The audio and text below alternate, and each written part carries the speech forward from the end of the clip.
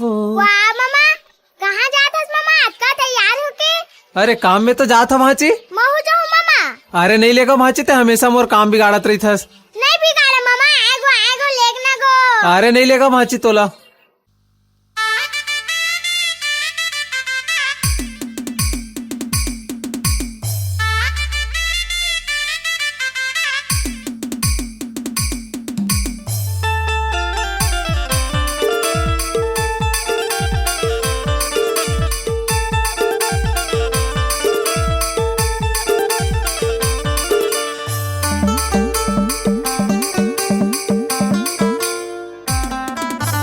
दिखे मा चुक चुक हासे मा मुच मुच नखरा बवाले है।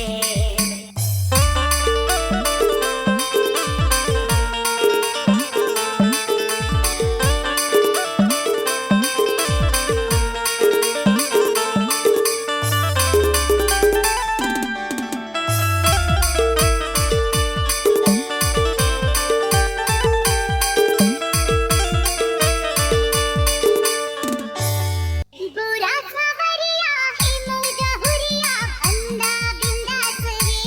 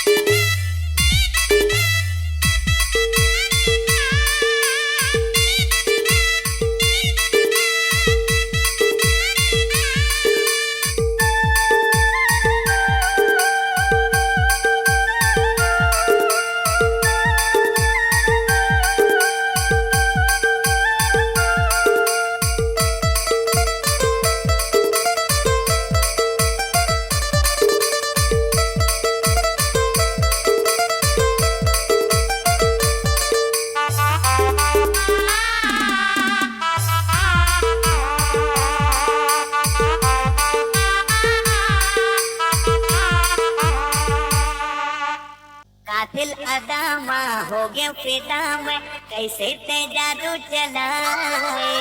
मोहनी खवा के दिल मा समाए, नैना मन नैना